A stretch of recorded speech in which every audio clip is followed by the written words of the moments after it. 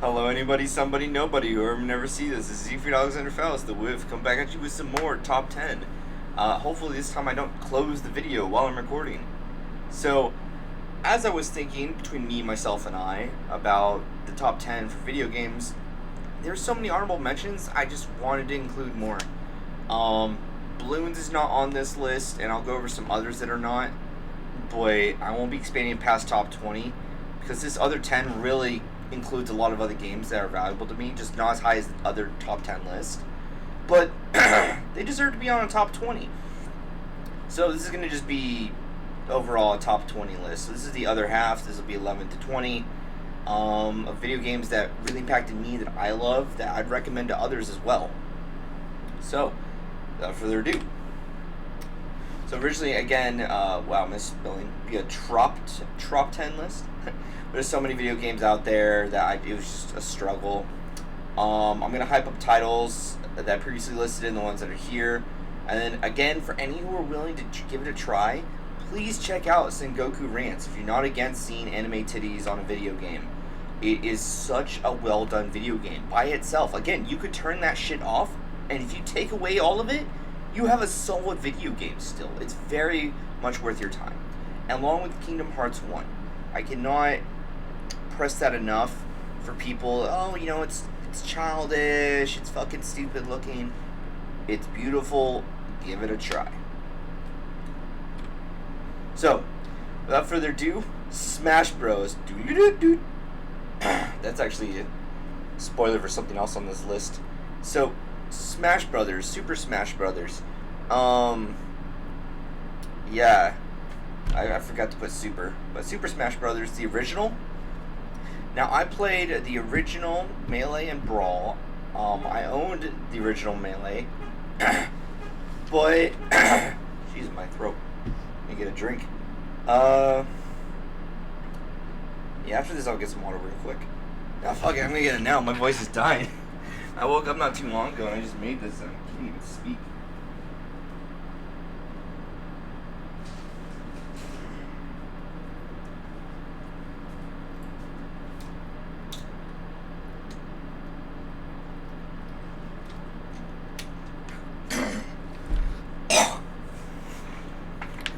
What a rookie content maker.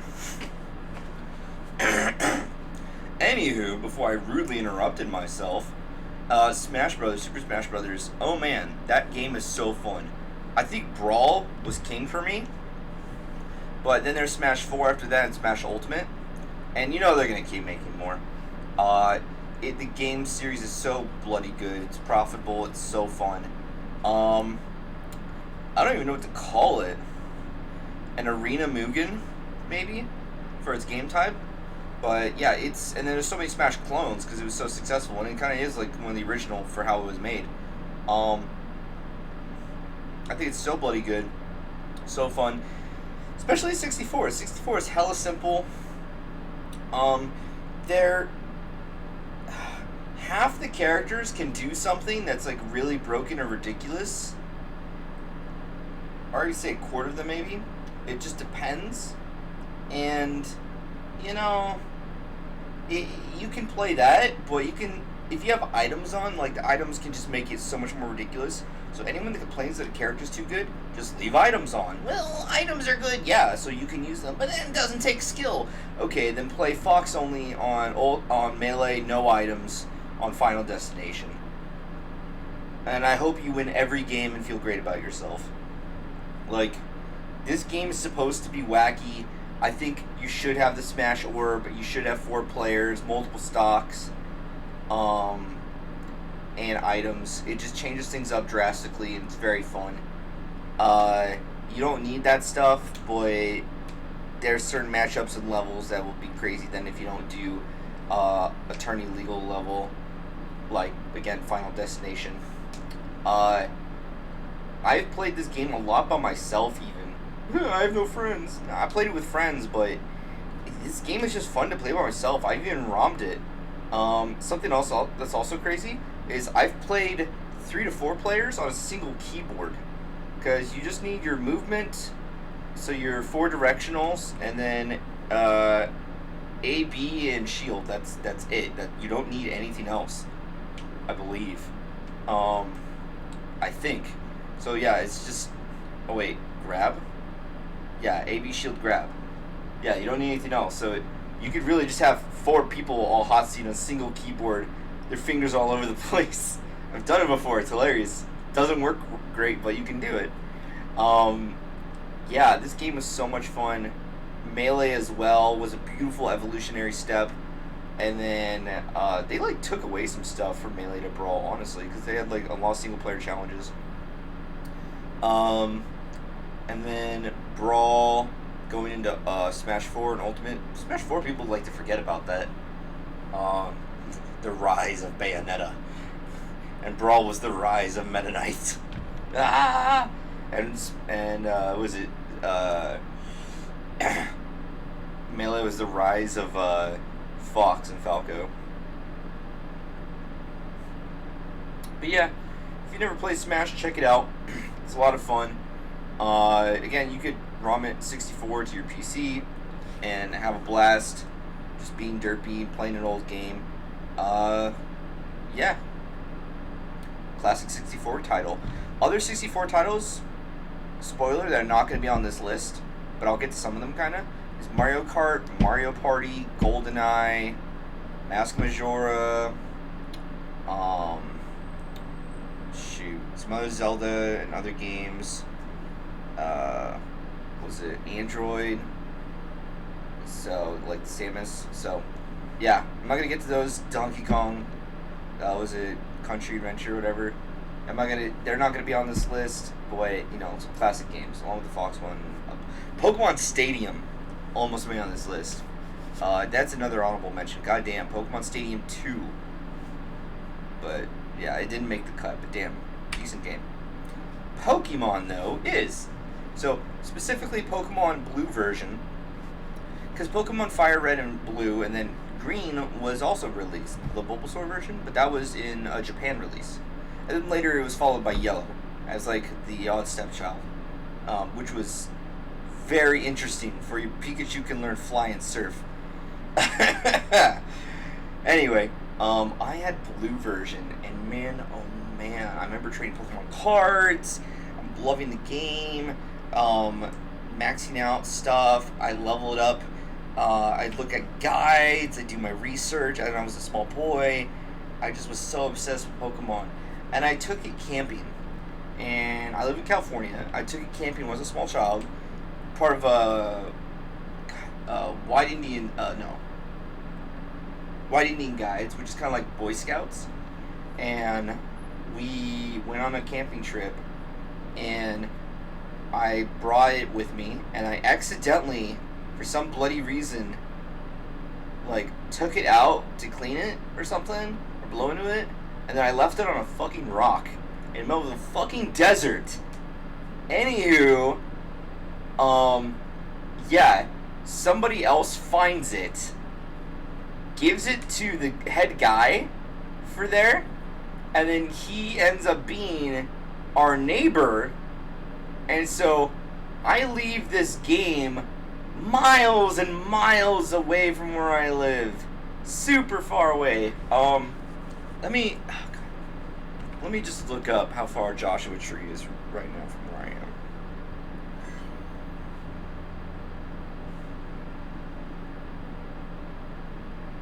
I was looking up silly Alex Jones stuff earlier.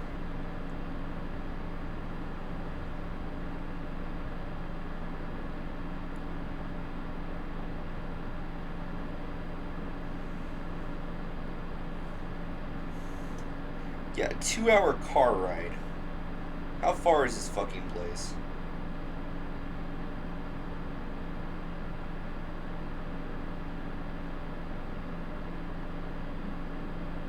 Just a cool 110 miles or so. Anyway, 110 miles from my doorstep. And dude finds it. His kid finds it, gives it to his dad. His dad takes it, gives it to the leader of our like White Indian pack, and then he is our neighbor, and then he tells my dad that he found it and it could be mine, and then my dad just walks, next door picks it up. And I'm like, oh, cool. Like, it went on a journey. It crossed 110 miles to get back to me. I loved my Pokemon Blue. And then I put it in my clothes and it got washed. And it kept working. It kept working. I love my Pokemon Blue. I don't remember what happened to it. I think I eventually sold it or stopped working. Unfortunately. Yeah. Betrayal. Yeah, it was... Oh, God. Pokemon Red and Blue was so great. And then they eventually made an anime, and that felt far more accurate than fucking Ash's adventure. I'm a firm believer that Ash is in a coma. I love that theory. Yeah, his adventure is dookie. There's got good moments, and hell, the Pokemon movies 1 and 2 were beautiful, but... And 3, actually. I like 3, too. Fun fact, antagonist of the 3rd film is a sad girl. A sad 8-year-old. Just, who doesn't, whose parents died and she doesn't understand. I'm pretty sure that was, yeah, her parents died. Yeah, it's literally the 3rd movie. Anyway, yeah, Pokemon, I mean, hell, its success is objective. You can't debate this. Its success, it's legendary, it's huge. It's a great story for Journey of the Hero, startup, rags to riches, and you're exploring. You're an adventurer too. Has a lot of qualities I like. Ironically, after Pokemon was a thing, I actually ended up liking something called Azure Dreams. And Azure Dreams felt like it had more of what I wanted. It was a bit more of like a Stardew Valley, Harvest Moon, God, was it Realm Gear? No. Clockwork? No. Damn it. Basically, you have a town, and you have a tower. You can climb the tower, and as you climb the tower, you defeat creatures. It's harder to climb the tower. You level up your tame, which is like one big creature you keep with you, 1 to 2 of them. And then you climb the tower, you unlock story elements, you unlock improvements to town, you have to pay to improve the town, there's stuff you get, events you can do in the town, character development, and that felt more like an adventure than Pokemon did. Pokemon is an adventure, but doesn't feel like one, which could be good or bad, dependent. That could be perfectly fine, otherwise you may want to actually feel like you're in an adventure. I just didn't really feel that for Pokemon. I really didn't feel like I'm on an adventure. If anything, I like playing it, if I can, at multiple times speed, just to get all the fucking little fights out of the way. I just don't care, and I can't get invested in most of the fights. I think you have to do like a Nuzlocke challenge or some shit if you're gonna really enjoy the game. I think. I don't know. For like the adventure aspect. And I recommend checking out the first 2 movies. They're very beautiful movies. I can't really recommend anything beyond 3. You can maybe check out 3, but after that, it just... I don't think so. Phlegm. Beautiful phlegm. Knights of the Old Republic. So, 1 and 2. 1 has the best story, but 2 is brilliant as well.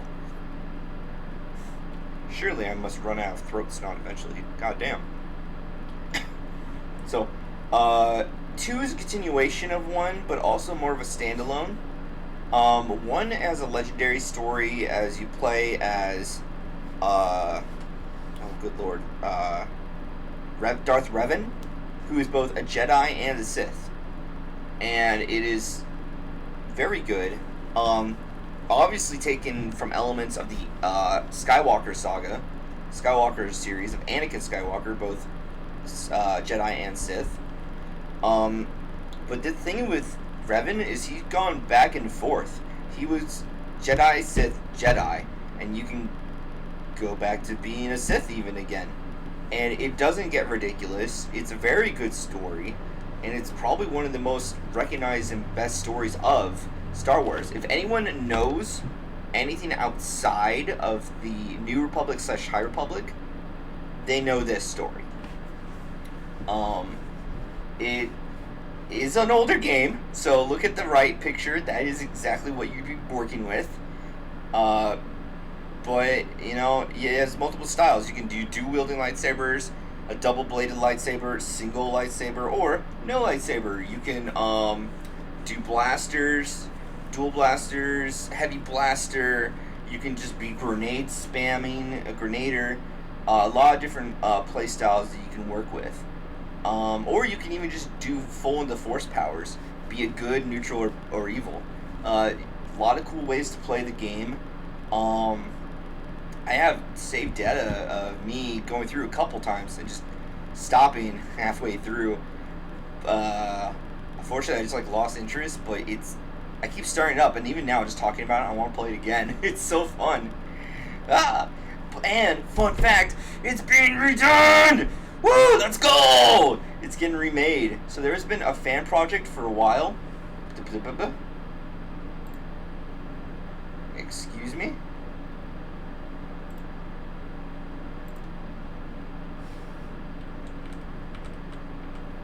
Did I take too long? My slideshow just turned off. That was weird.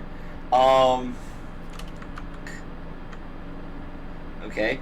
Anyway, yeah, so KOTOR, beautiful game, very fun. Older game, keep it in mind. But this was inspiration for Mass Effect, how they do the wheel dialogue system, the conversation system. It is inspired the Old Republic MMO for Star Wars that you can play, which meh game, good single player, but beautiful trailers. The trailers are gorgeous, probably some of the best video game trailers ever. And then the game is meh, but yeah, it's crazy. People always joke like the Old Republic trailers are better looking than a lot of current Star Wars content in general. But yeah, so this is getting actually officially remade, no longer by fans, because it was a fan remake of the Progress, but it was very slow going. And honestly, it looked better, but not like leagues better. So hopefully this official remake will be much, much better.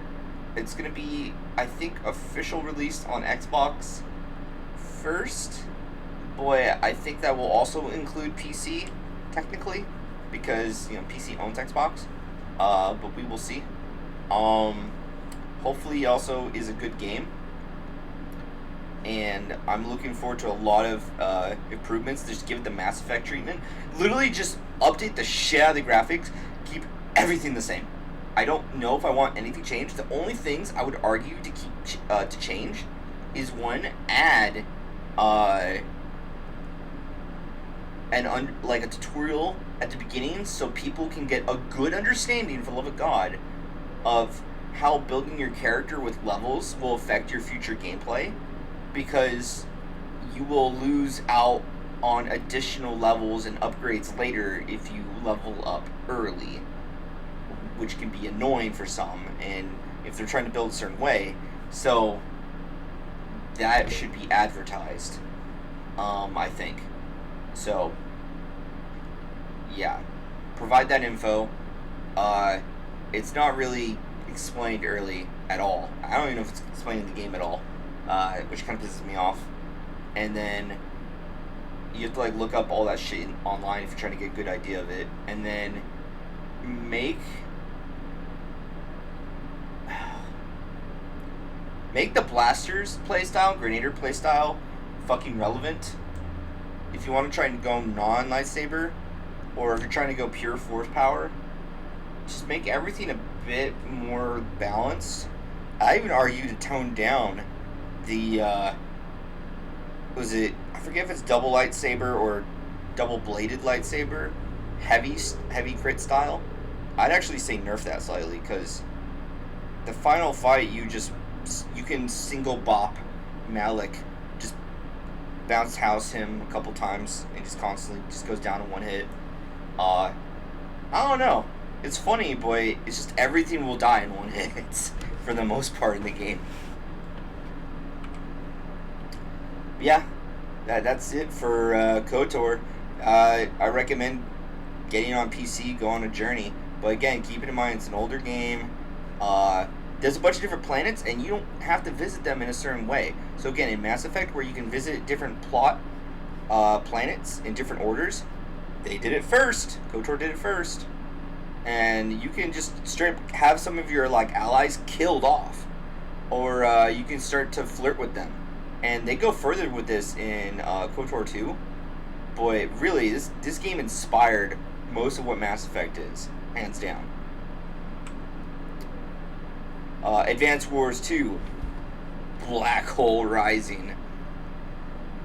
So, Advance Wars 2, in my opinion, was like the king of turn-based army conquering system genre. And it was for Game Boy Advance, and it could fucking hot seat. So you could play up to 4 players and all play on the same Game Boy Advance. Now, even though it's not related to this, this makes me think of the beauty that is Mario Kart on the DS. Because when that game first came out, it's one of the few games I could think of. Like, nobody does this. Nobody does this. That anyone nearby, like, within your range of your system, could play the game with you without fucking owning it. That's huge. No other maker really does that nowadays. Like, that is just such a loss of money, and I think that was, like, an amazing concept.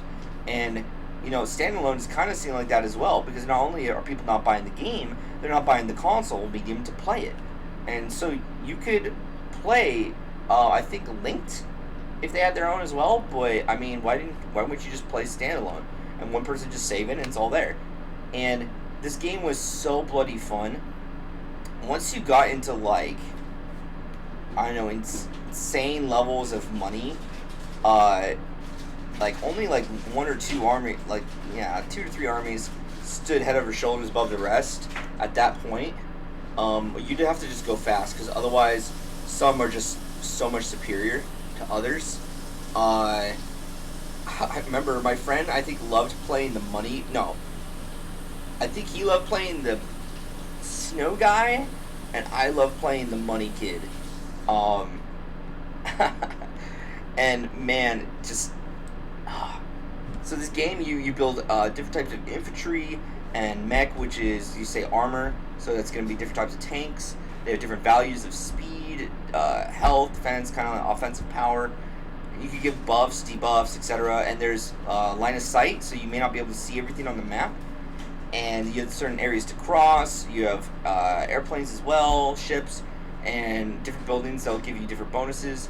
And you just, you know, it's a turn-based game. You just move, but by turn-based, it's everything your turn, everything your opponent's turn.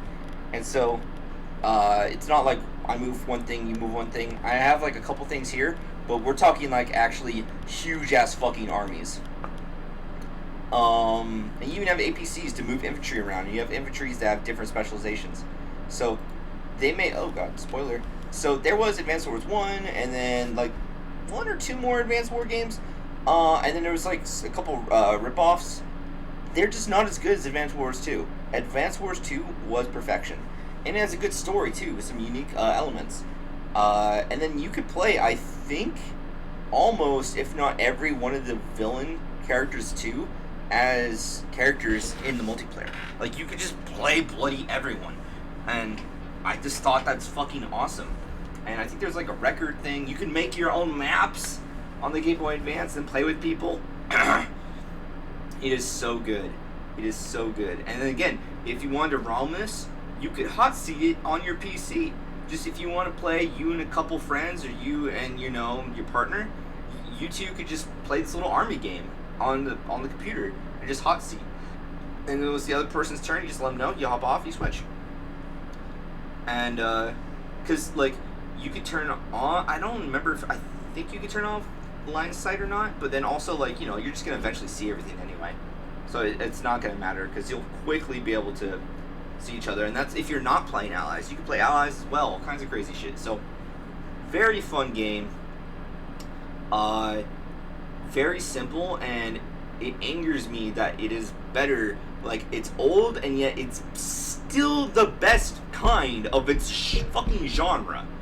And so you could even argue that it's somewhat Fire Emblem-y, but It's a bit different, and it's far more large scale than Fire Emblem, but it actually impacted Fire Emblem. I don't know if Advance Wars 1 came out before Fire Emblem, because technically Fire Emblem, I believe, is a ripoff of Ogre Slayer or something. There's another game that Fire Emblem is actually based off of, and I don't know if that came out before Advance Wars 1 did. And even then, Advance Wars, I think, has an older version that was released on something else. Not 100% on that.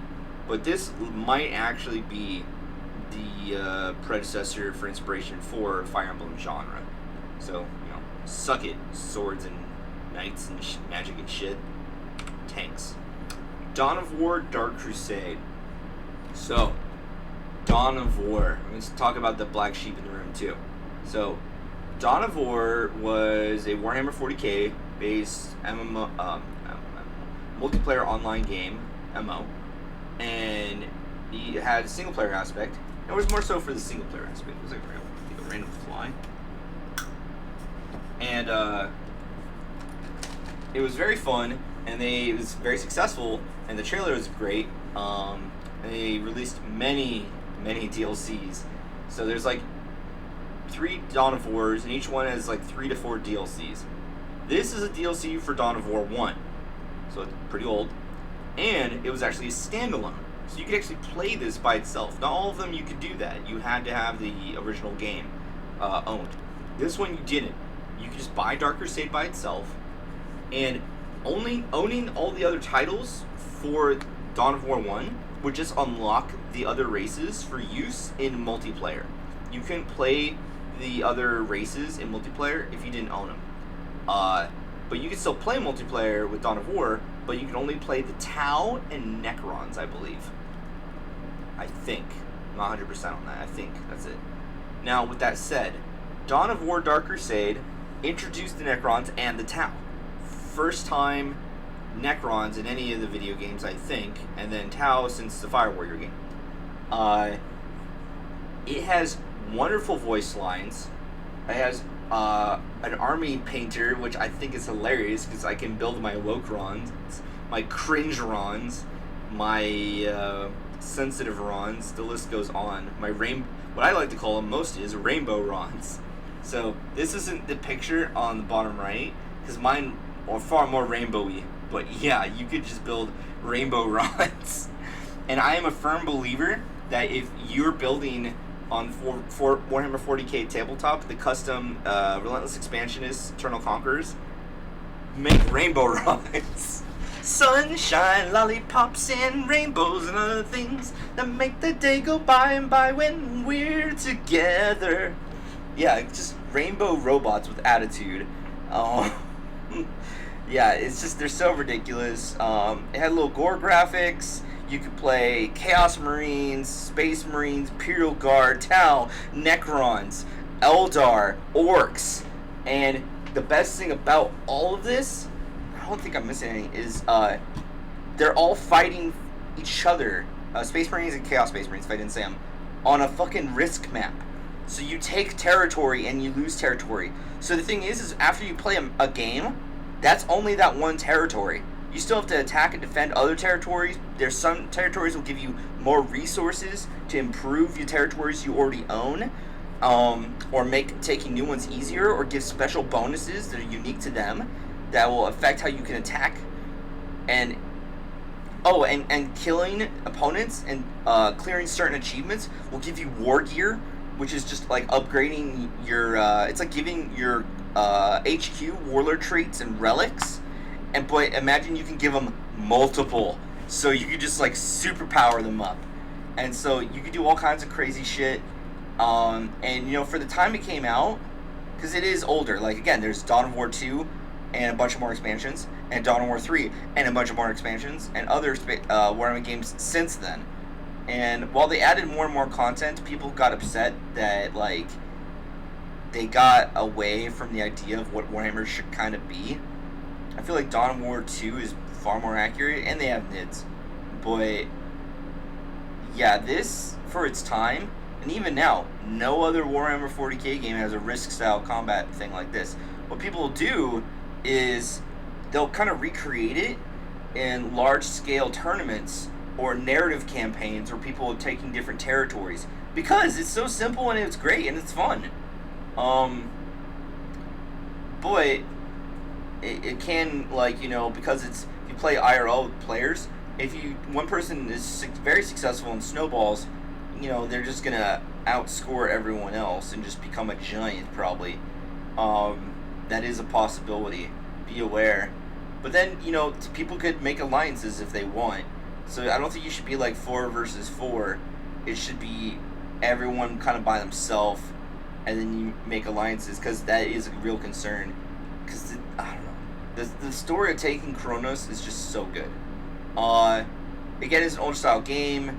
There's stuff that could be different for some people. So you may not like it, but I love it.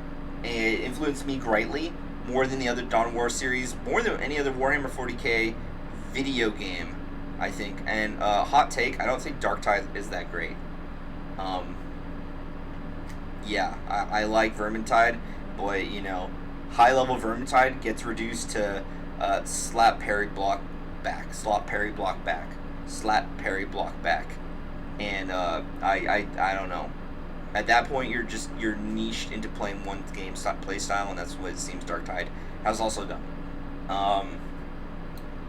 And Space Marine 2 is gonna be cool, but and some of the games were let down. So I think this is just awesome. Highly recommend it. If you want to check out more Warhammer 40k video games, this just, and there's a reason. If you ask people, like, you just Google for yourself, if you don't believe me, like, what is the best Dawn of War game? If you look at multiple lists, this will probably end up being the highest rated one by most people. So yeah, the people have spoken. Diablo 2. So Diablo 1, best novel story, and standing along with Diablo 3 being a fantastic game. Yes, I do mean it. But Diablo 2 is a good mix between the two, and still holds up if you take time to get into the lore. So Diablo 1, I think I got started with Diablo 2, not Diablo 1. I went back and played Diablo 1, and I love Diablo 1. I think Diablo 1 has a wonderful D&D story. It's so beautiful and simple, and I think, honestly, as a novel, it's great as well. There's this one guy who did a really good job of making, like, a Let's Play reading. It's like 4 hours long or some shit of Diablo 1, and just goes through and gets all the dialogue options and explains the story, and it's just such a nice classic adventure story. Technically it's just you playing single player, but in the game it's technically 3 people working together: a wizard, a rogue archer, and a knight warrior. And Diablo 2, you pick one of several different classes, and you basically go on a journey, I think kind of by yourself, to single-handedly fight the primevals of hell and save the world, kind of.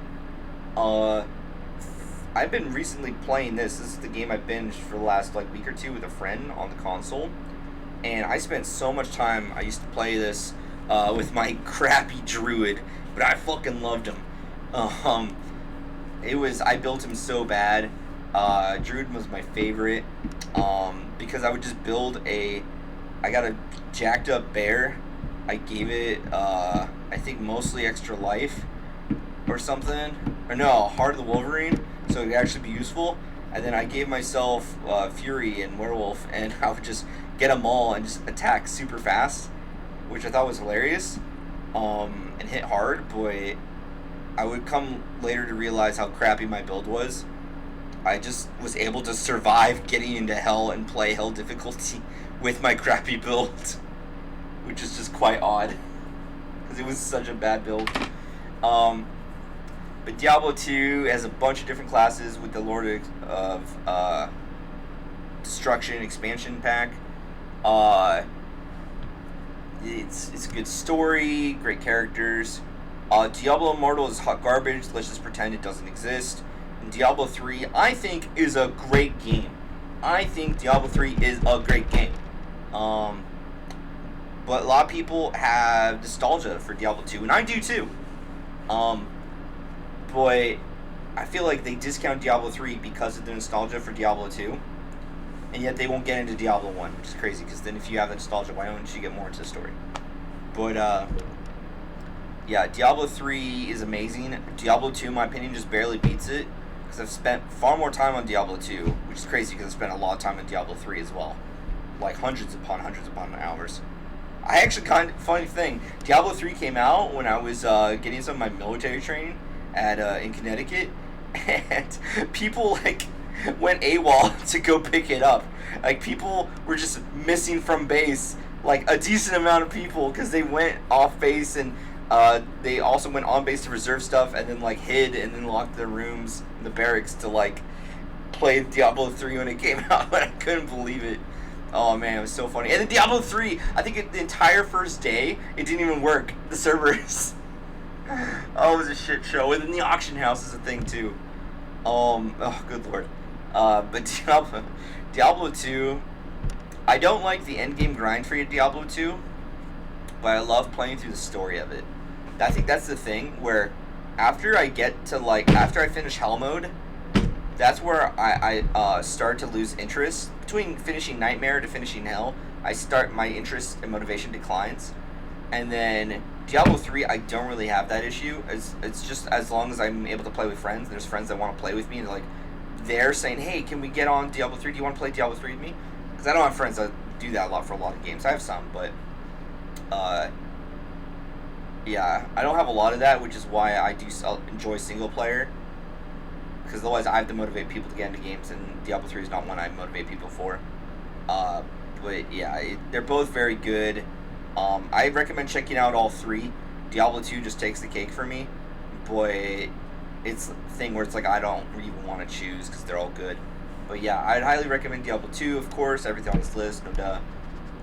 But it's just a very classic game, a little bit adventure. And they have updated graphics. If you want to buy the updated game, which you kind of have to now, and I understand Blizzard is a crook, and when it first got remade, it had a myriad of problems online, but they appear to all be fixed, and they've actually done some buffs and improvements, some slight improvements to the game without ruining the game, so I'm all for that. Fallout New Vegas, aka the Bethesda style games. So, I think it was like Blackwood Studio or Black Rock Studio actually did New Vegas, I think, or some shit. But in general, just the Bethesda games, Oblivion, Skyrim, Fallout 3, Fallout 4, I think they're all awesome. It's the idea of you're on an adventure, but you can just derp off, go in the opposite direction. It's like, okay, you need to go north. Cool, I'm going to go south. It's like, alright, well, you need to kill these enemies. Cool, I'm going to collect forks. Like, but why? Like, you could just, it's like, alright, well, this would be a good area to use stealth. Alright, I'm going to run in with a giant weapon. Like, you can just play however the fuck you want in these games. And I love that aspect. Fallout New Vegas, by itself, out of all of them, is actually my favorite. I think Skyrim overall is a better game with all of the mods. Like, if you mod the fuck out of it, Skyrim is 100% better. Not even close. For an overall game. For the story elements,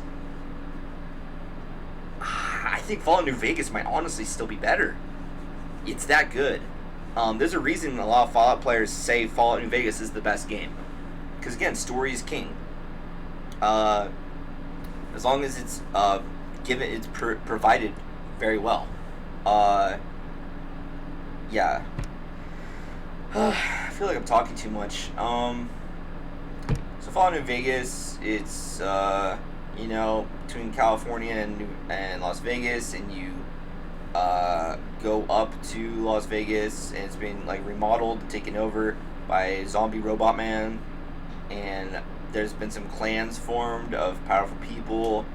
You have the remnants of the army, New California Republic, trying to hold things together, and you basically have a chip in your possession, which you later find out will give a lot of power to people, and you can kind of just like take over the area, along with seizing control of the dam, which will provide water and electricity, thus ultimate power to whoever owns and controls it.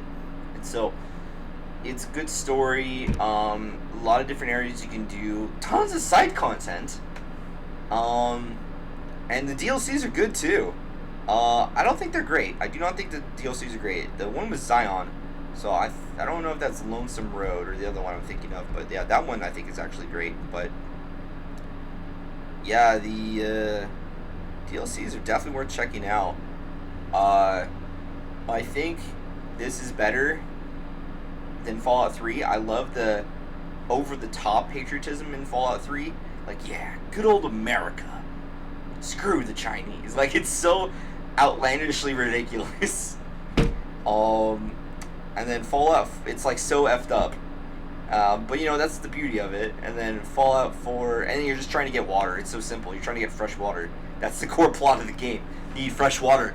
Fallout 4, I've been playing that a bit recently, streaming it, but I stopped for a while to do Diablo and my new job. So I work at a college now. Hooray! And then, what is it? Fallout 4, I think you gotta play that shit with mods as well to make it really good. I'd say even make it good. By itself, it's meh. It's alright. The heart's in the right place. I don't know. Just doesn't bring enough to the table, I feel like, otherwise. Fallout New Vegas, you couldn't even play it with mods for the longest time, and there's not even a ton of mods for it, and I feel like you don't even need the mods. Like, it's great. It's amazing vanilla. So, yeah. Highly recommend Fallout New Vegas. It's probably it is my favorite Fallout.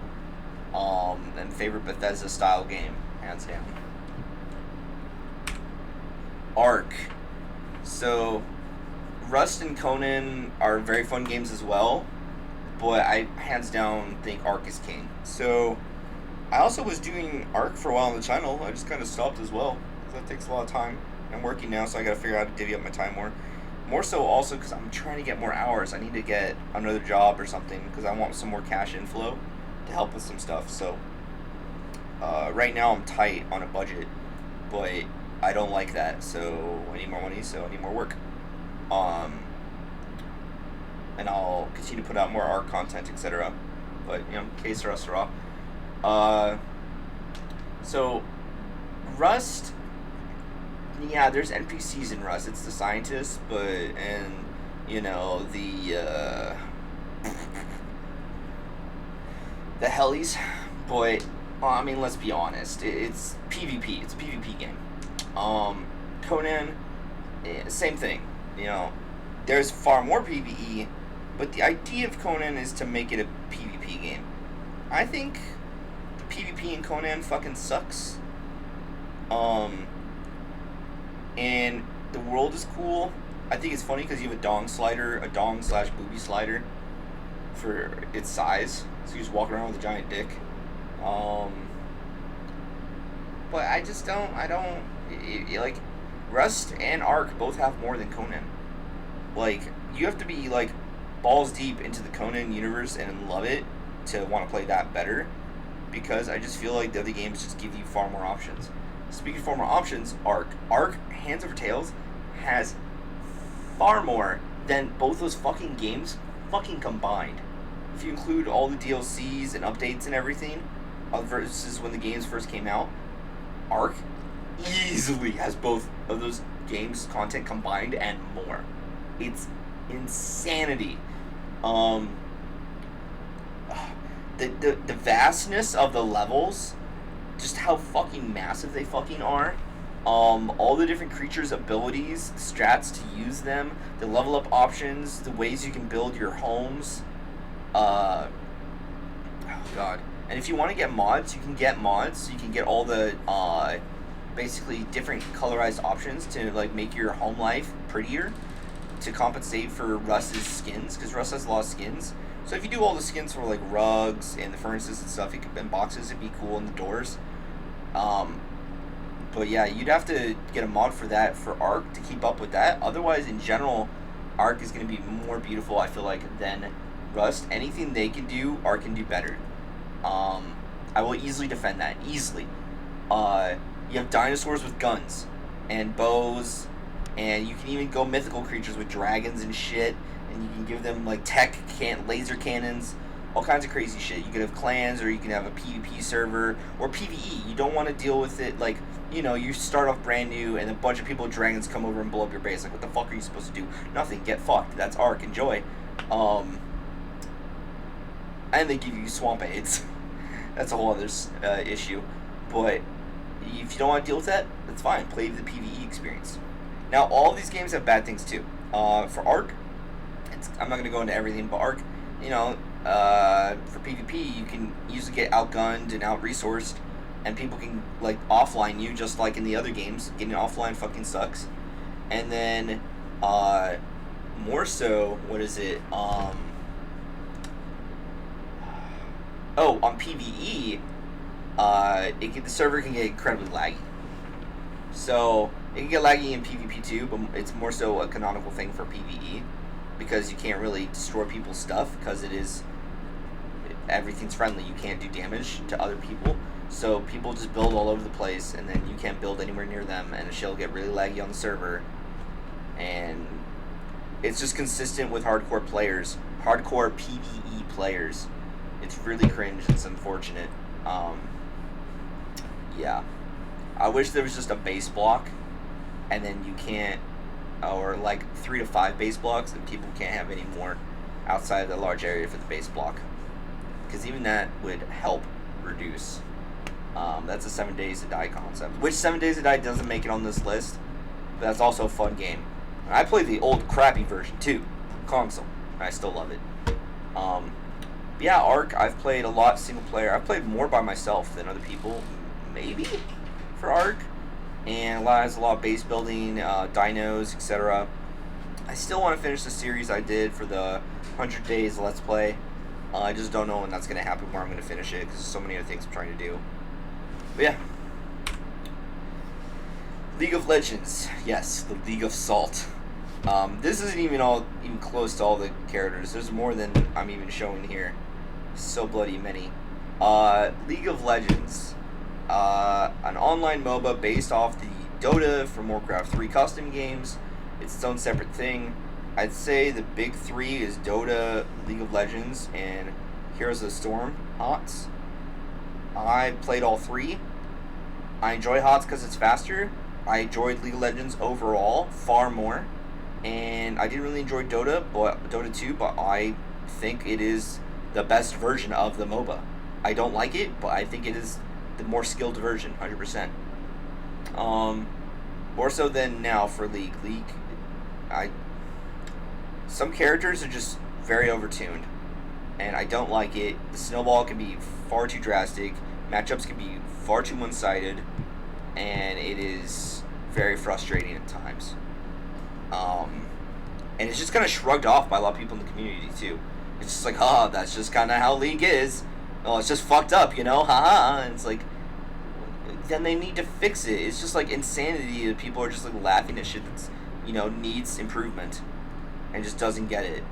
And then they bitch that, it needs improvement, but then they just laugh it off as well. I love TFT.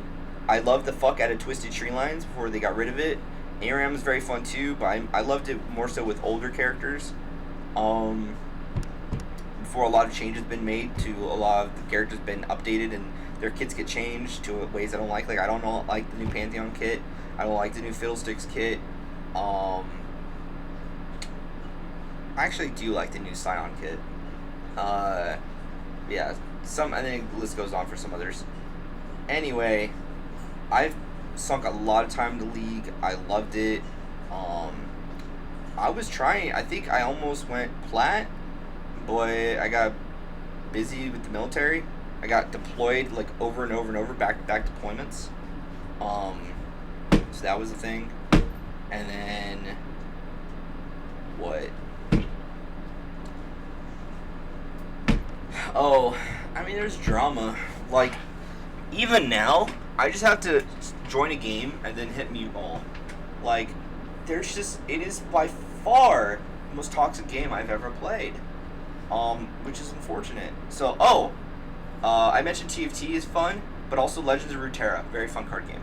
Just like Hearthstone. Hearthstone, Yu-Gi-Oh, and Magic the Gathering Online don't make it on this list, but damn, they're fun.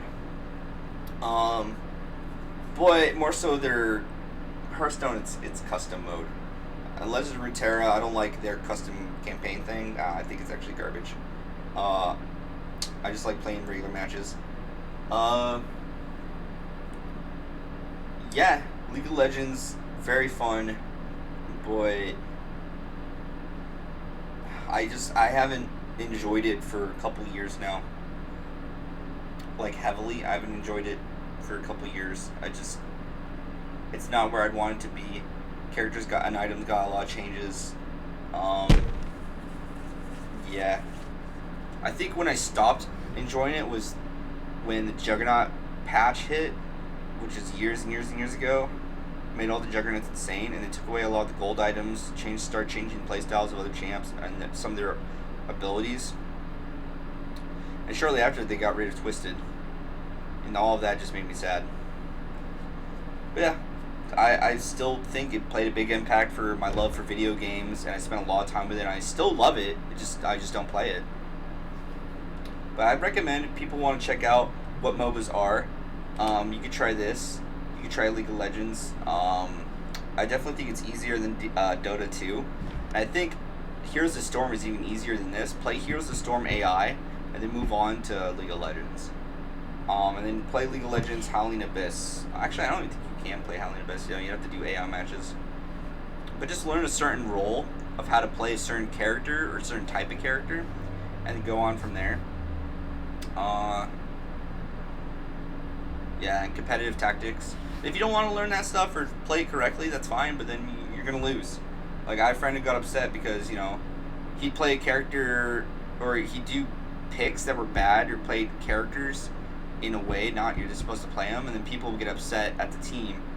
And then I'd be like, well, yeah, it makes sense why they're upset. You're not doing it right. And then he got upset that I called him out on it, and it's like, well, you can have fun, but it's a team game. So if you're going to prioritize yourself over the collective team, then people will probably be upset at you. Crazy concept, I know. And yes, that makes you a jerk. But, it's just how some people think, and they don't give a shit, and we have to deal with them. Again, League of Salt. Everyone has a fucking ego. It's insane. Paper fucking Mario. Is this the last one? It is! Okay, so I enjoy Mario Kart 64, Super Mario, Mario Party. Paper Mario has a special place in my heart. And I need something for my throat. God damn, it's too much talking. I have to talk later. I need to talk today at the college. Yeah, so Paper Mario, cool concept of like using a 2D mix with the game. Classic little turn-based fighting thing, and they have a lot of the little extra elements. Very simple. It's extremely simple and very fun. And then they made Paper Mario 2, which I think is almost an improvement in every way, except for the story. The story was so simple in Paper Mario 1, and I think that's what made it great. And then, including the side content as well. So fun. So good. Like, I almost want to go back and replay it, because I just fucking loved that game. It was so great. And